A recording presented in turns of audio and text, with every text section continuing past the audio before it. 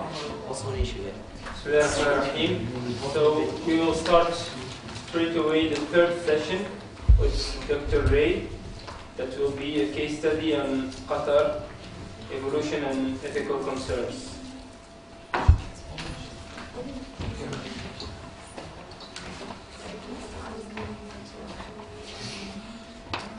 Okay, first of all, to just explain how I began to do the work on Qatar. I was at the Lebanese American University in Beirut, and I got an email from an architect who was explaining that there was a team working at the Qatar Foundation to look at the accommodation for migrant workers in Qatar to try to improve their circumstances. And was I interested in collaborating as a sociologist to look at the way in which these accommodation sites should be built and how they should be organized. Of course, the things that he said just were very, very exciting. So I, of course, said yes immediately and began this collaboration until they invited me to go to Qatar on a full-time basis for 1 year to work with this team. The team was housed within the science and technology city there, and it was called Design Innovation. And eventually, when we began to look more deeply at the condition of migrant workers in Qatar, we called the project the Karama Project. That is the idea of dignity, that workers needed to be dealt with dignity, and we saw that there were many, many problems. And I'm sure you're all familiar with the reports and newspaper publications criticizing the condition of workers in Qatar. So this began 2 years ago, in fact, and when I got there, we began discussing all of the issues and decided that we should look at the migration process in a holistic way. That is not just to look at the accommodation, but also the whole, what I call the migration cycle. To look at how migrants are recruited, how they're deployed, their living conditions and working conditions, and then repatriation back home. So we began to look and analyze all of the circumstances. Now, Qatar, of course, as you know, has placed itself in a very vulnerable position in many ways by its activities, political, military, financial, around the world, and also with a concern to develop what people have called soft power.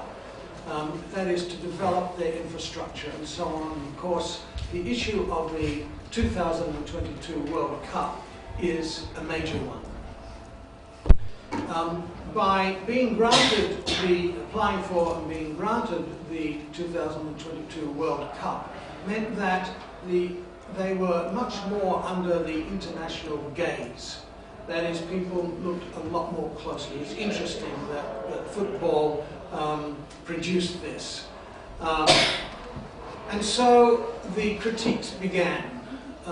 There were concerns from the very, very beginning, not just about the heat of the summer when the World Cup would be held, because they promised, air-conditioned stadiums and, something like $200 billion is to be spent on all of the infrastructural requirements for the 2022 World Cup. This is huge.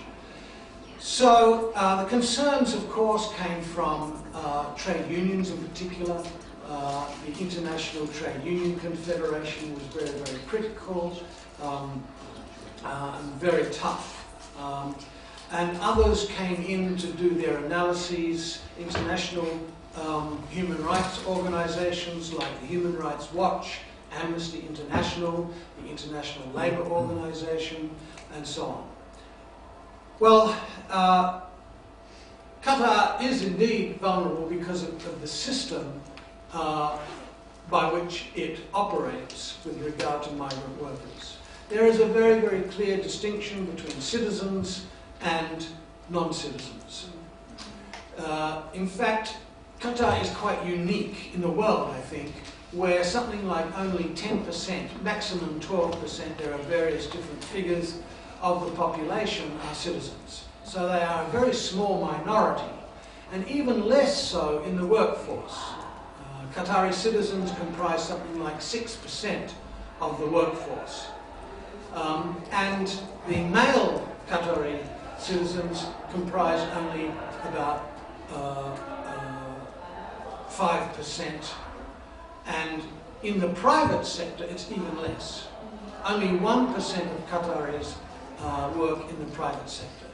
The rest, of course, are in the public sector, where there are tremendous privileges for Qatari citizens in the public sector. It also operates, and I'm not sure before, I didn't perhaps explain the kafala system.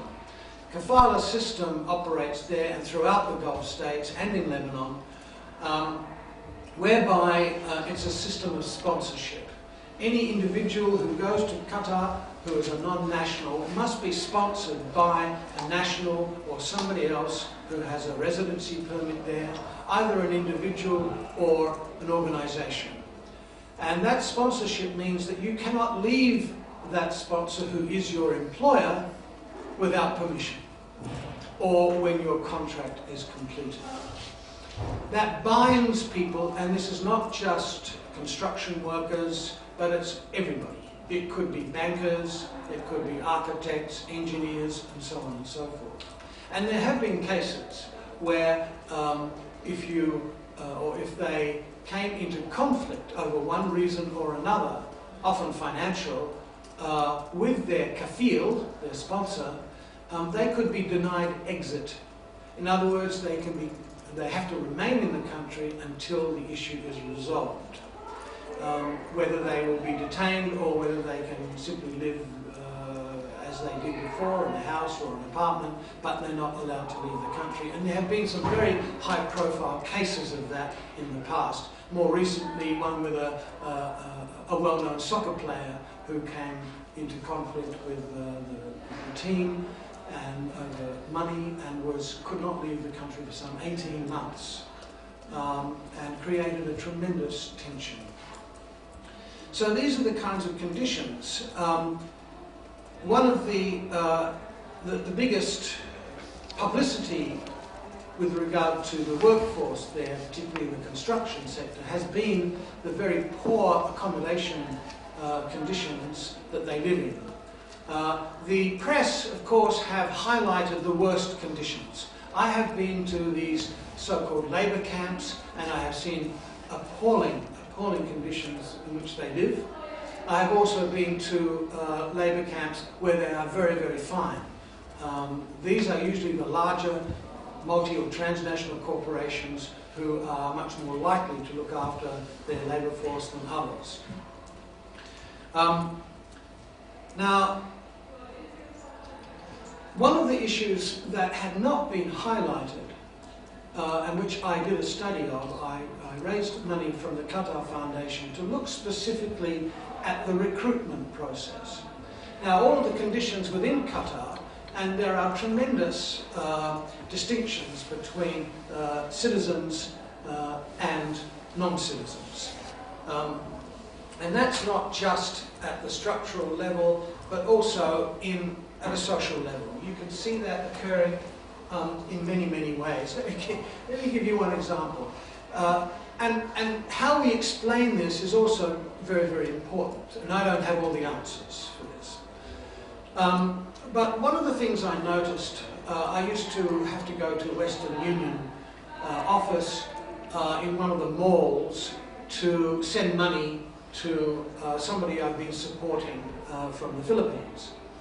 And often, you have to stand in line, and sometimes it took an hour or more to get served to send the money. One of the things I noticed that if a Qatari comes on, and they dress, of course, very, very differently in white, the men, and if they want to come and send money, they would not stand in line. They would go straight to the front and get served. Nobody ever challenged that, neither the people who were serving them nor the people who were standing in the queue.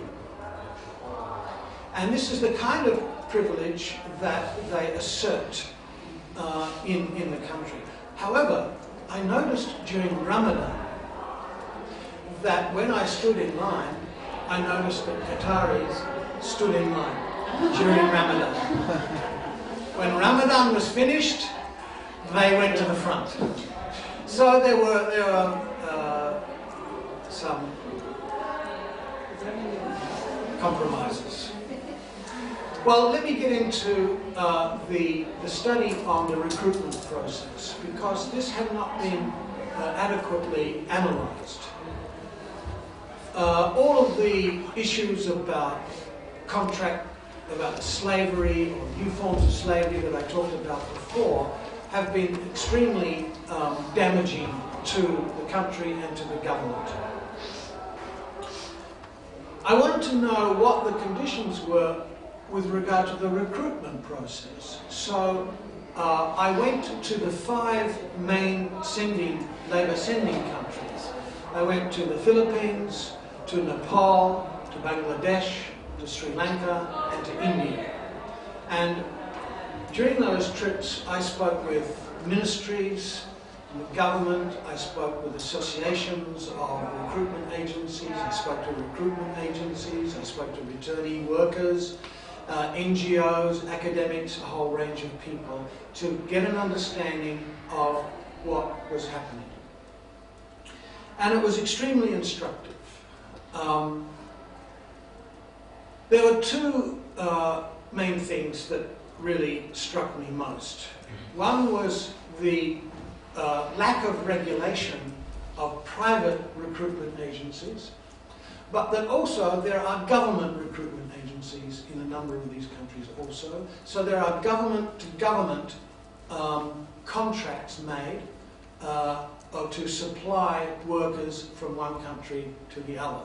What was interesting also is that that included domestic workers. Governments will enter into contractual relations with the governments of the sending countries to bring over domestic workers, and they will negotiate the wage levels as well.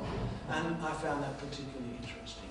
Qatar just recently, late last year, signed a contract to bring 30,000 Bangladeshi domestic workers to Qatar. However, when the Philippines government went to Qatar to negotiate for Filipino domestic workers, the Qatari government refused the required $400 a month, and so they didn't come to an agreement, and so in fact there was an unofficial ban of Filipinos coming into Qatar because they stopped offering or issuing visas for Filipinos. It's too much, 400? Sorry? It's too much. Well, look, what actually happens is this. The Philippines government in 2006 mandated this $400 salary. What it means is that a Filipino domestic worker leaving the Philippines has to have a contract that says $400 a month plus and a 2-year contract in order to legally leave the country, to leave the Philippines. But what indeed happens in reality is that when they go to the agency brings them in and says, look, your employer is not prepared to pay $400. But we will sign this contract for $400, but that's not what you're going to get. So here's another contract that says you're only going to get $260 a month. They do not give the worker the copy of that contract, which is what we call a substitute contract, or contract substitution. They keep that in their drawer, and the worker leaves the airport with the $400 contract, but knowing that that's not what they're going to get. So this contract substitution is quite common, not only with domestic workers, but with construction workers too. Sometimes they're given a contract and they say, when you arrive in Qatar, tear that up and you'll be given another contract. Or they're given a contract at the airport when they've already decided to leave. So these are contracts that are signed sometimes not in their own language. They don't really understand what's going on. They know the salary, what they're promised, and that's about it. But they are signing contracts under duress, and this is really unacceptable. Now, these are the functions of recruitment, and these are things that are occurring in the sending country prior to departure. And what I found was that there are all kinds of discrepancies. Workers are given often deceiving promises by these agencies that want to send them over because they make money out of it. There is a certain kind of corruption that's occurring at a couple of levels. First of all, workers pay money to the recruitment agents to get the job. Now, the sending country governments have allowed this, all of them. They have a maximum. Most 3 out of the 5 have 1 month's salary that they allow the worker to pay the recruitment agent for their services. In India, it's 1.5 months' salary. In Bangladesh, it's up to 3 months' salary. Now, what actually happens is that they often have to pay a lot more than that. Between $400, $500, up to $5,000. There's no regulation of this, and there's no documentation. Workers pay this money, even they do not get a receipt for it. Now, why are they paying so much money? Now, one person from the ILO, International Labour Organization, argued that this money is a bribe. It's not a charge for services, it's a bribe to get the job. I argued that it's not just a bribe, it's actually extortion, because it's not as if they are going to the agency and bribing them saying, I'll give you this money if you get me that job in Qatar. No, the agency is saying, this is the money you have to give me in order to get this job. Now, what we discovered, and it was interesting because the recruitment agencies that I spoke to complained about this. When there is this fierce competition, there are thousands of private recruitment agencies, some small, some large, and they all want business. So the employing company makes the decision which agency to use, right? So the agencies say to them, look, you don't have to pay the recruitment fees, we'll pay the recruitment fees. The worker will pay the recruitment fees. That will reduce your costs, and therefore when you tender for the job, you can have you can be more competitive. Of course, the employing companies love this. It makes them more competitive when they're tendering for the contracts in Qatar. And they said, well, we'll also reduce the salaries. So they negotiated the salaries to be reduced as well. Everything to get the business. Now, what actually happens is that if there's an order for, say, 100 workers of different kinds of occupations, the employing company will send a human resource manager or an engineer to the country, to Bangladesh or Nepal or wherever it is, to actually choose which workers that they are going to employ. And they will test their skills, whether they're electricians or masons or carpenters.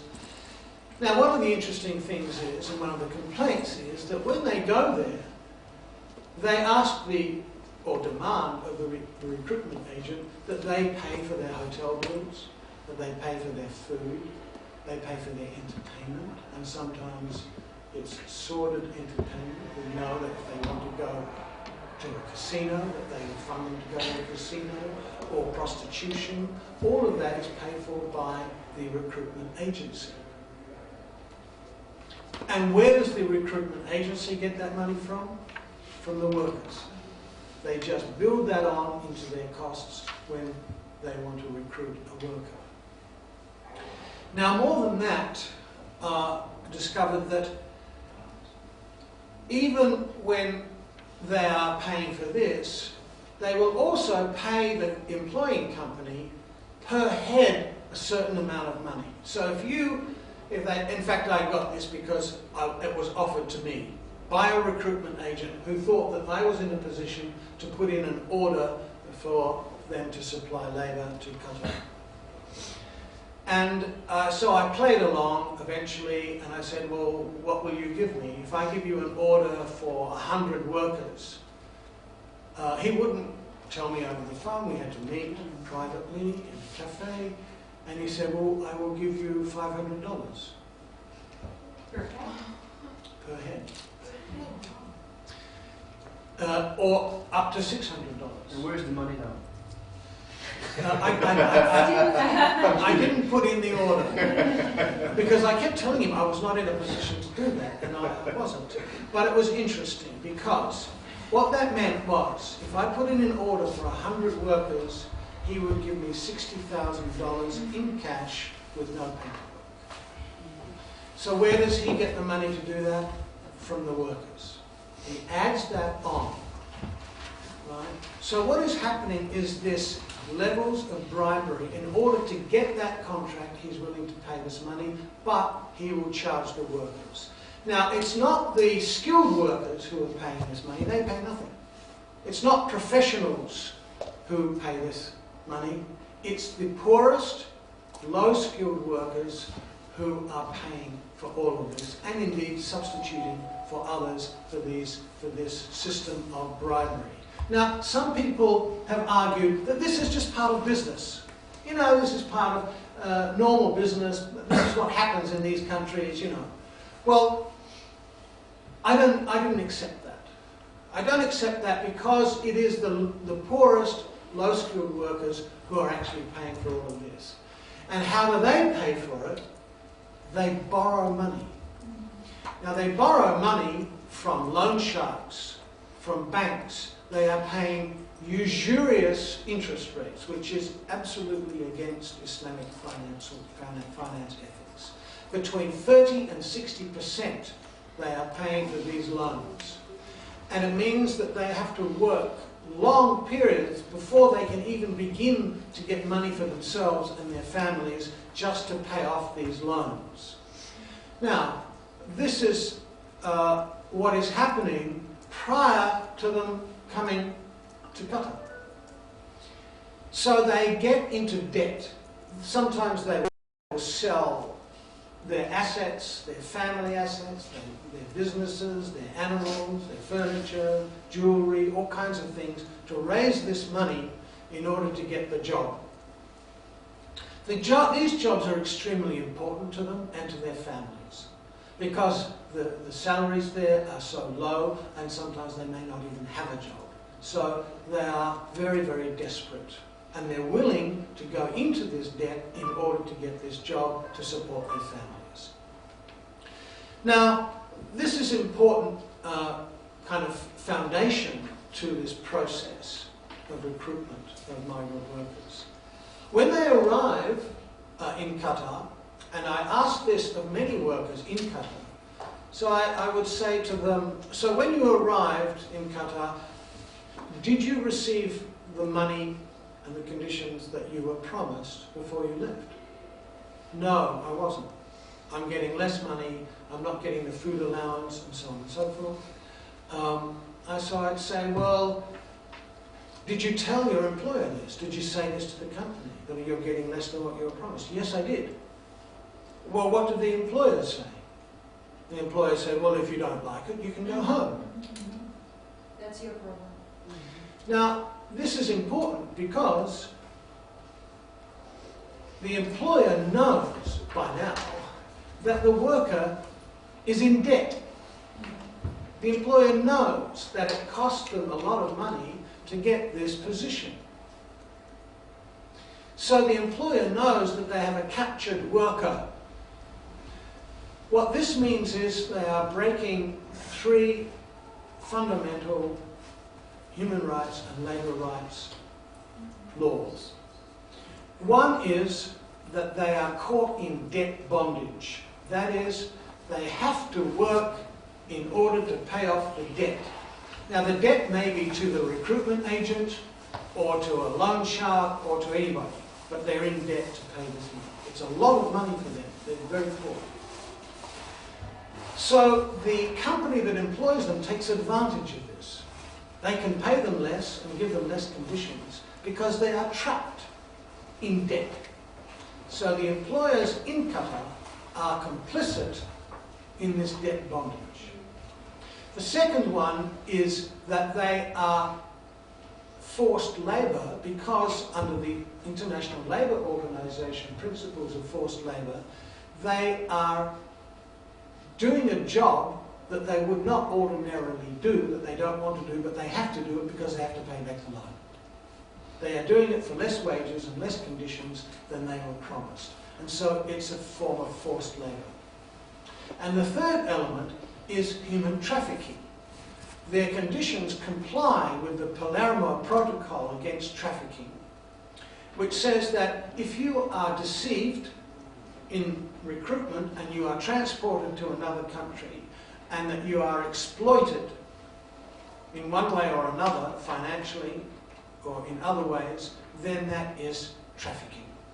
And that is exactly their condition too. So they are trafficking victims. And this is where it's kind of insidious, because this trafficking is not being seen in the ordinary process of recruitment for contract workers who have all the paperwork, who have the residencies, who have their work permits, and so on and so forth. And yet their conditions comply with these violations. Okay? When the image of trafficking is actually usually something else, stereotyped with regard to women and prostitution and selling and so on and so forth, and people who are beaten and so on and so forth. This is another part of it which has not been adequately recognised. So these are the problems about workers who are there. They have to see out their contracts, they have to earn the money, but sometimes under extreme conditions. Some of those accommodation sites are very, very poor.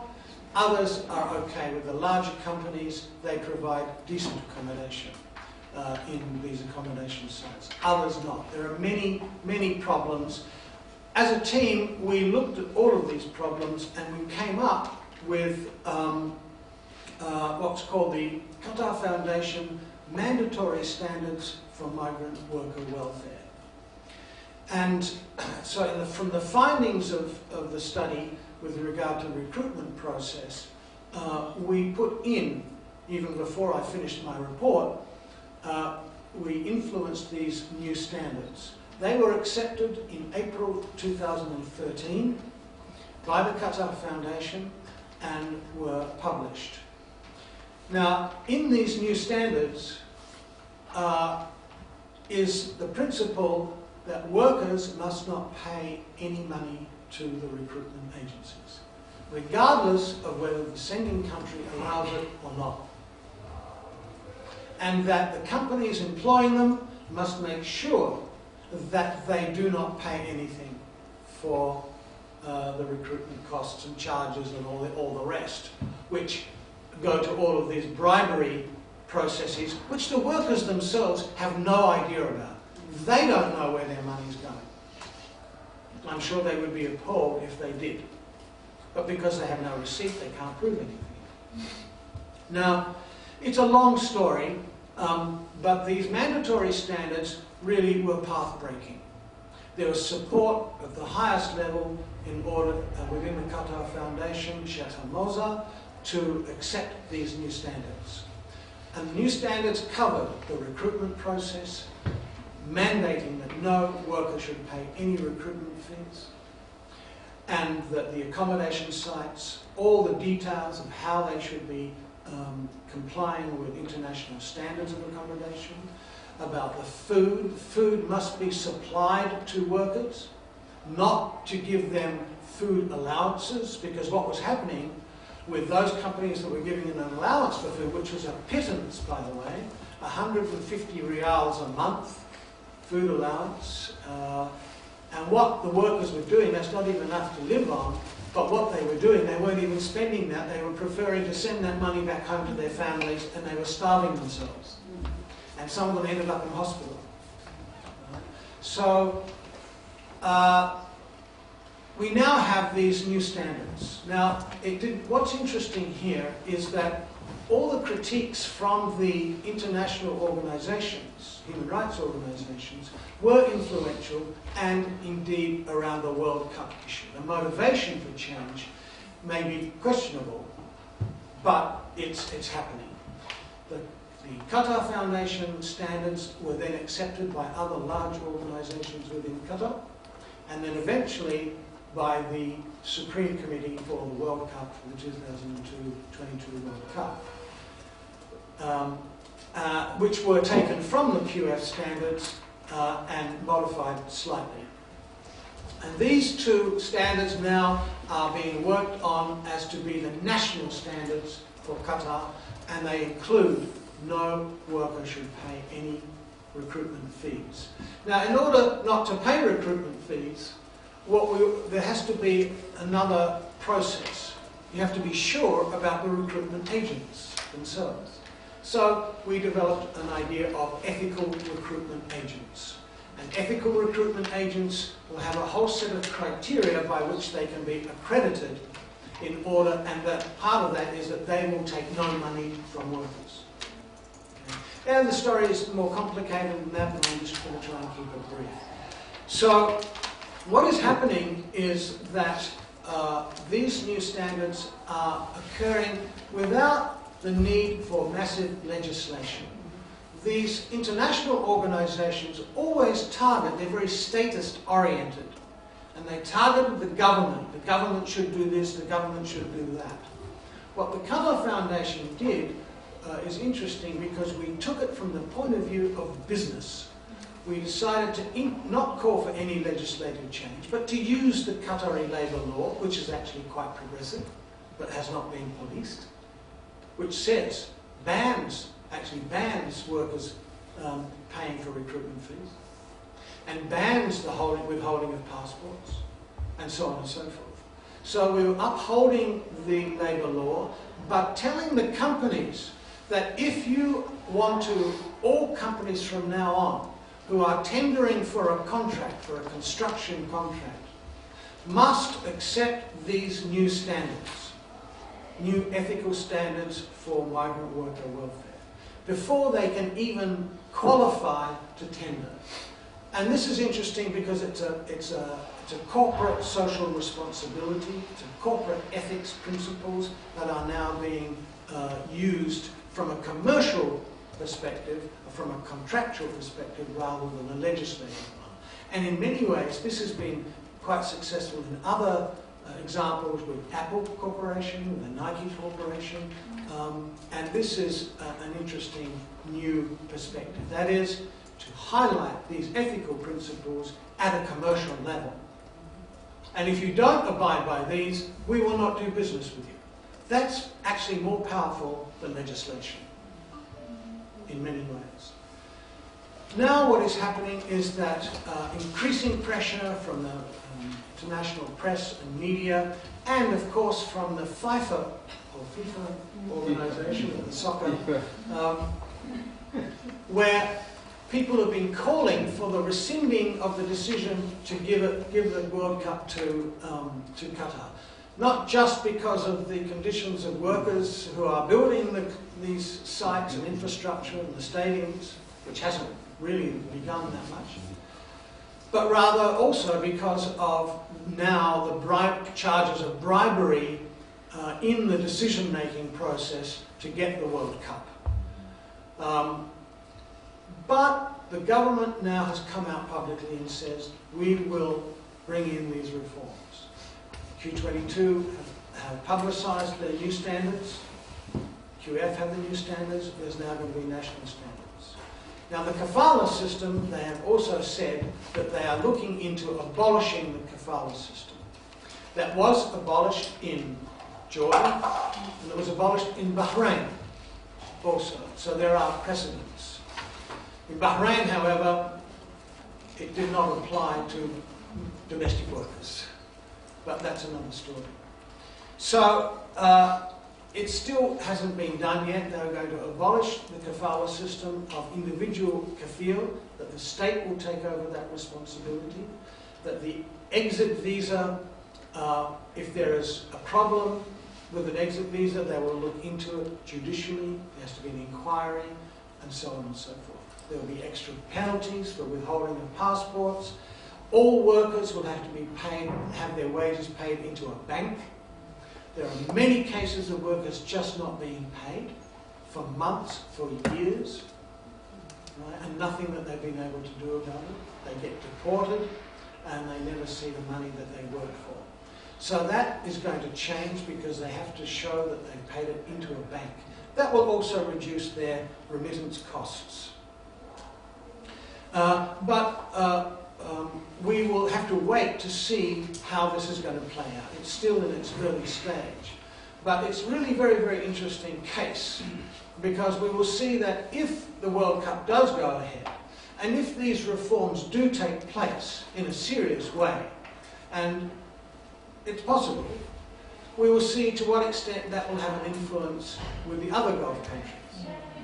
But will the other Gulf countries have the same motivation as Qatar because of the World Cup and their need to have a cleaner image of the circumstances of migrant workers in Qatar?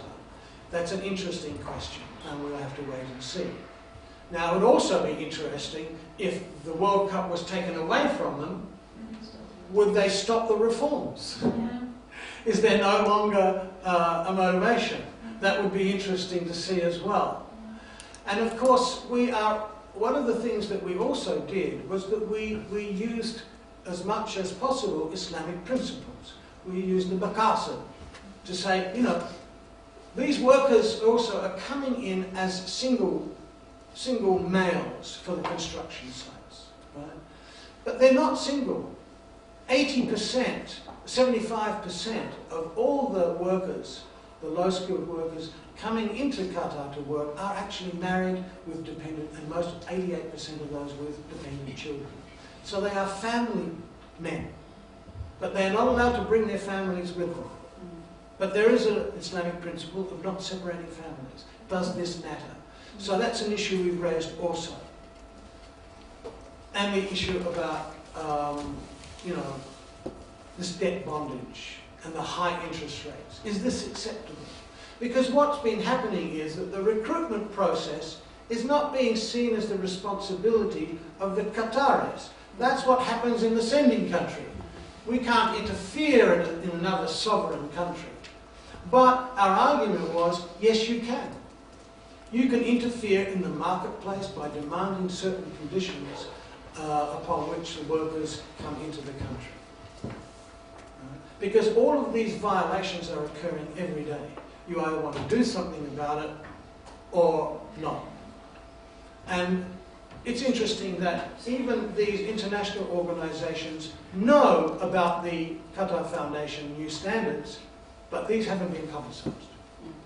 They're in the business of critique, and they're not seeing the reforms they're not publicising the reforms that are being taken place at the moment.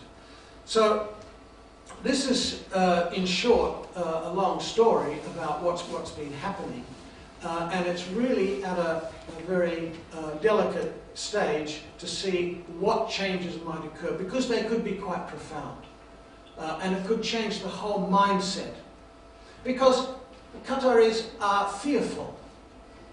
The kafala system, these stringent controls over not just the entry of workers, but also controls as to where they are in the country at any time. They're not allowed to go to malls on a certain time, right, on a Friday, and so on and so forth. They're fearful. There is a, I don't know whether we would call it racism.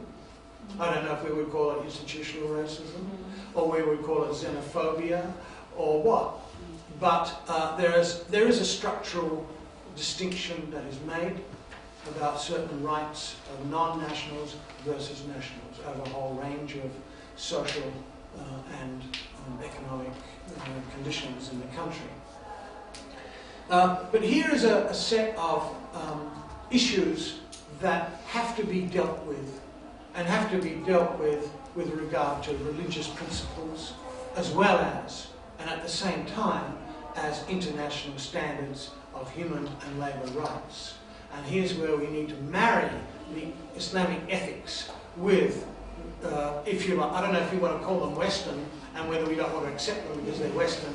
And that has been a dialogue, by the way, for a long time. A long time. The Arab states often, when United Nations conventions have refused to sign certain conventions because they see themselves, their culture and their beliefs and religion are not commensurate with these universalistic principles, which have to be done in universalistic terms within the United Nations. Just last week, I was in Geneva for the International Labour Conference, where they passed a protocol of to add to the 1930 Forced Labour Convention. Now, Qatar is a signatory to that 1930 Forced Labour Convention. This was adding and updating that convention to take account of trafficking and to put penalties for forced labour and so on, and these new forms of violations in the contemporary period right now. It was overwhelmingly passed, but Qatar abstained from voting. And then there were the recommendations, and part of the recommendations were saying that workers should not pay any recruitment fees. Qatar didn't sign off on that either, which is interesting because it's not binding. But here we have, and other Gulf states either opposed the protocol or abstained. Others signed on. So it's an interesting situation. Which countries signed? Gulf countries signed? I have a list, but I've just forgotten all of them. I can look them up in a moment and I can tell you. It's an interesting time right now in the political machinations of Qatar and its implications for the whole of the Gulf states, the GCC states. How this is going to play out in terms of reputation and in terms of the political economy of what is occurring. I'll stop there.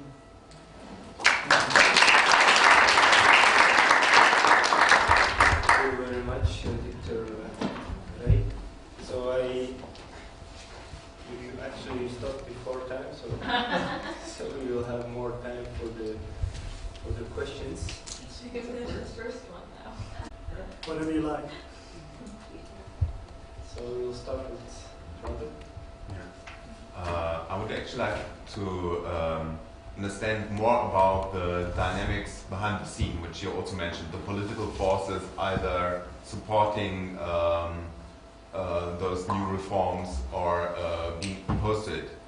And so I'm sure you, from your experience, which groups within the GCC are rather supporting the cause for those labors or against it? Is there any specific pattern? Do you see any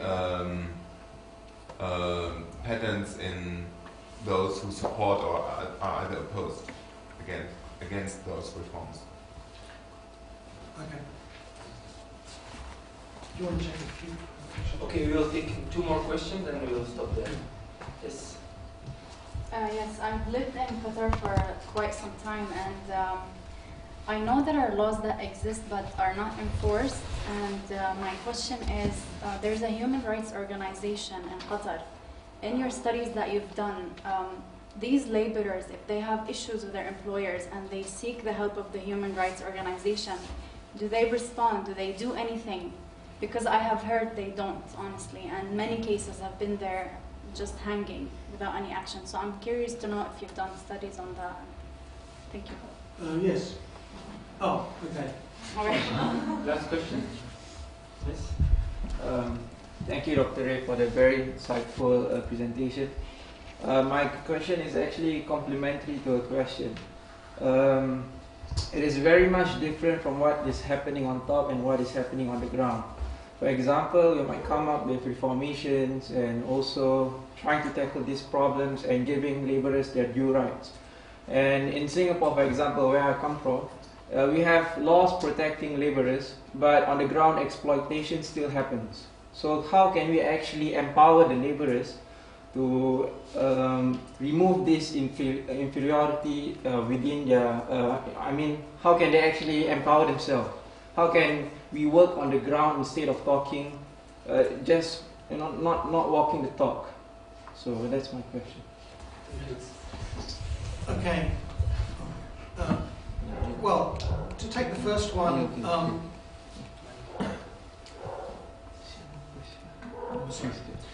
to take the first question about the other GCC states, it's not clear. I mean, Bahrain actually began a process of reform by abolishing the kafala system, at least except for domestic workers, and bringing in the Bahraini labour market office. And that's been working quite well. Again, they mandated that wages had to be paid into a bank account, and so they actually began it in many ways, and was seen as quite progressive. It actually still hasn't happened in Qatar. There doesn't seem to be much in the way of anything occurring in Saudi or Oman. The UAE has another set of issues, but in principle, nothing. One of the frustrations has been for many years that often responses in words saying, yes, we are going to do something about that hasn't actually eventuated. And there is a lot of cynicism towards the authorities who make statements that reforms are going to take place, but it never actually happens. It keeps getting delayed and delayed and delayed. This may occur in Qatar also. We're waiting to see. The new reform that they keep saying, I mean, they said publicly in the United Nations at the International Labour Conference last week that I attended, they made it, that was the Human Rights Commission that was sitting also. They made it clear that they are considering it. So they're careful with the words, but they are saying it in a more powerful way. They had meetings with the Special Rapporteur for Migrant Rights that has been in Qatar and has just released a major report doing all the same criticisms. Now, he met with them, and they were very, very from the ministry, the human rights departments within the ministries, and they were very, very positive and very welcoming. So, we don't know. I think it's early days, but we don't see the other Gulf states coming out publicly about this at all. I think they're going to remain quiet and wait and see how this pans out. There are many contingencies right now. Human rights organisations within Qatar, there is the Human Rights Committee, National Human Rights Committee. There are also one or two NGOs who actually deal on the ground directly with workers in crisis. Workers who haven't been paid, a company that they were working for went bust, bankrupt or something, or left the country and left them stranded without an exit visa and so on and so forth. And they have no money, so they provide food and try to fund housing and things like this. They do exist. The Human Rights Committee has been quite good, actually, in a number of cases, and got lawyers to help go to the courts. Some of them have been resolved. Workers might have got money or at least their airfare home. Quite often what happens is the strategy of the kafil will be eventually give them their ticket back home and then don't pay the salary and the problem's gone. And this is a real problem. What needs to happen, as is happening in Lebanon now, lawyers will continue the case, and when if the case is won, they will send the money to the home countries, to them there. But that's yet to be seen.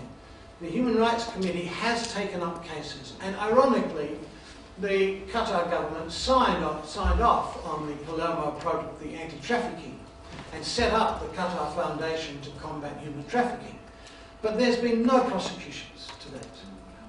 And that organisation has really simply and mainly looked at women, mainly domestic workers. They set up a safe house for them. It's interesting, you know, you have detention centres to protect the state, and you have safe houses to protect the workers. But they have not really, I don't think they've been really very successful. They have a hotline. I tried the hotline, it didn't work. You know, going through the motions, but not everything works. But there have been successful cases, or relatively successful cases. The other problem with the protocol, one of the other reasons probably why Qatar didn't sign off, was because it also, and everybody is also calling for freedom of association. That is, to allow trade unions and collective bargaining. Now, that's highly problematic for the Qatari authorities. They do not want unions. There is a law that allows unions, but only for Qatari citizens. And there have been many cases where workers who do go on strike just get arrested and deported. So there's no freedom of association at that level. There's no collective bargaining. Whether they will allow that, if they abolish the kafala system, they are not allowing workers to just leave whenever they like and to take up another job with another company, for example, within the country. To do that would allow a local labour market. In all of these countries, there is no local labour market. It's an international labour market that is operating here, and that's why you get discrepancies between wage levels. One person from Sri Lanka might be working and doing the same job as somebody else from the Philippines, but they're getting different salaries because they've been negotiated at a different point in time. Now, the issue with regard to passing laws, but the laws are not being implemented. Right? So in other words, the violations occur and they're not being policed, even though the laws are there in place. It's an important issue. And that's what's also been happening already in Qatar. There are laws. The labour law is actually quite good. But it's not being policed. Now, what the Qatar Foundation set up with its mandatory standards was a team, a worker welfare team of specialists who will audit all the companies who have contracts with the Qatar Foundation. Same with the Q22. There will be a welfare team that will go to the companies. They will interview workers. They will make sure that the new standards are being complied with. And if not, there will be penalties, financial penalties. They won't get paid, and so on and so forth. These are all in place in order to say that these are not just being on paper, but they have to be followed up, just like any law has to be followed up and policed with penalties for violations. So, in principle, that's already there, and they're doing it right now. I don't think they have enough people yet, but that's there. Thank you. Yeah. I think it's time to go, but maybe we take two last questions there in the back and Hi, I actually work, thank you very much for this enlightening talk. I work in the field of migration, but in the context of Morocco, working on reintegration and accompanied minors victims of trafficking. One of the things that we're working on actually to avoid this whole discourse on racism within transit countries and within destination countries is deconstructing cliches and stereotypes within the culture by educating children in schools, the communities where the migrants are mingling, to sort of introduce this sort of, coexistence discourse. Is it the same in Qatar? Like, are there any organizations working on deconstruction cliches and in this culture of domination of the superior Qatari versus the powerless migrant? Yeah, and that was my question.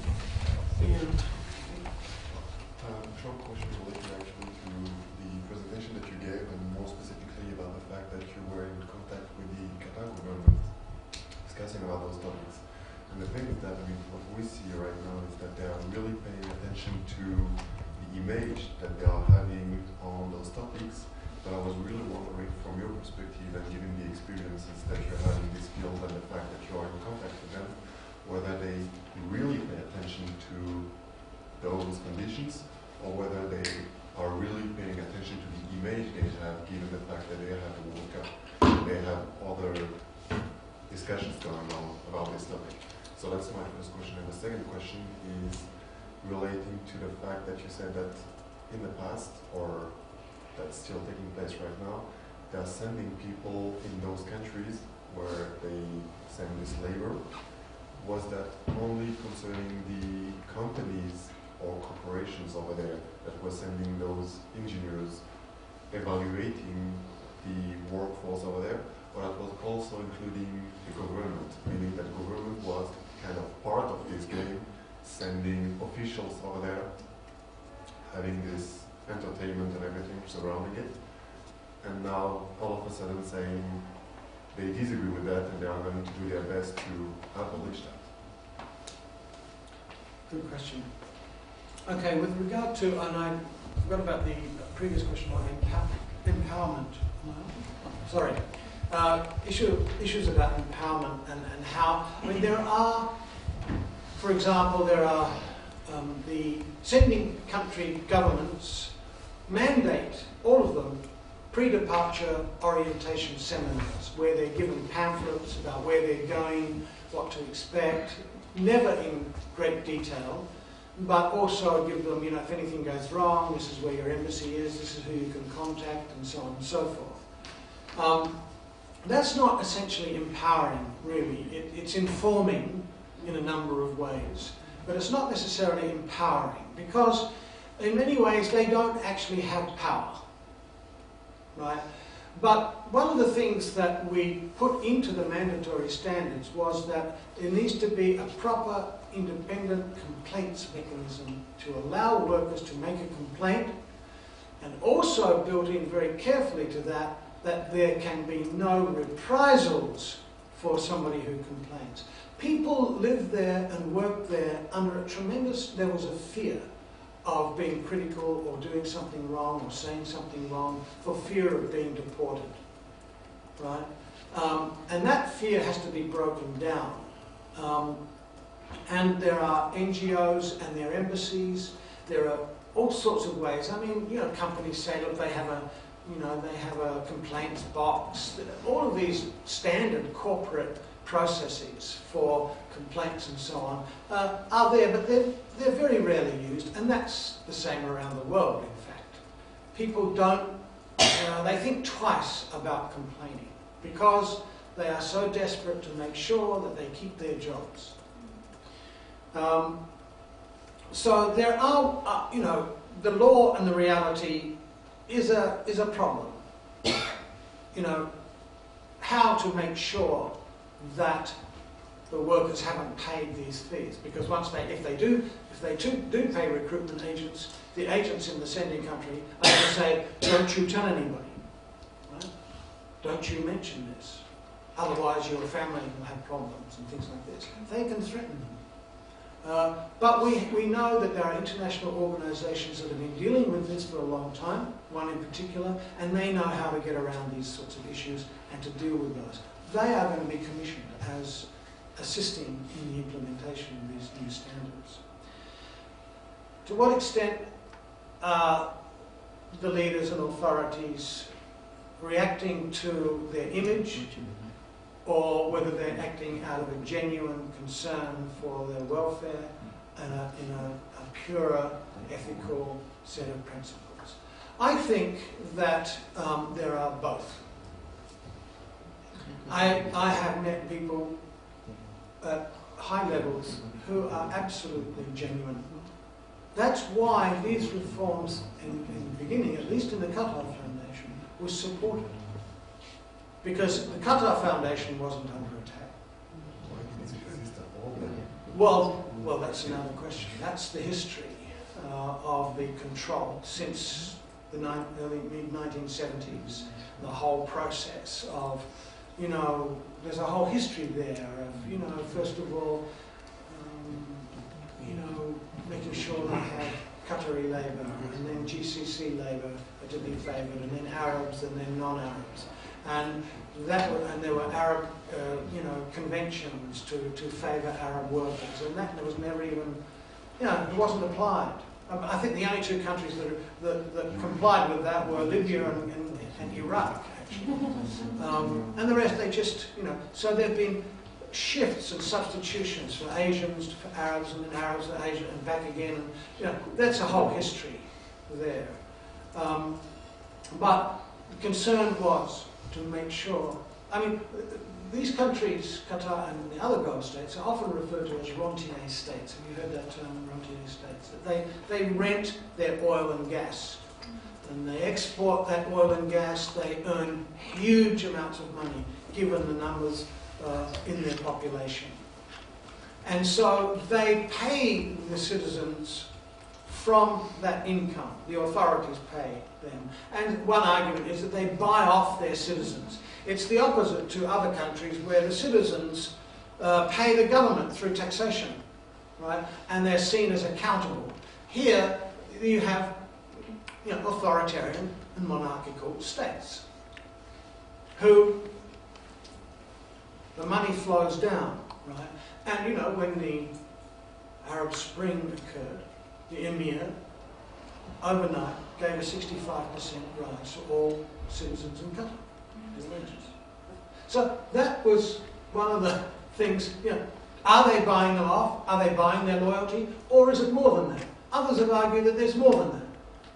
But there are the standard myths and discourse that is being developed in Qatar for a national identity, a religious identity, the mosque, the Museum of Islamic Art, and now the World Cup, to bring that all together, which is something more than just buying them off with cash. But they live very privileged lives compared to the rest of the non-nationals in the country. Does the government get kickbacks? Well, we don't know.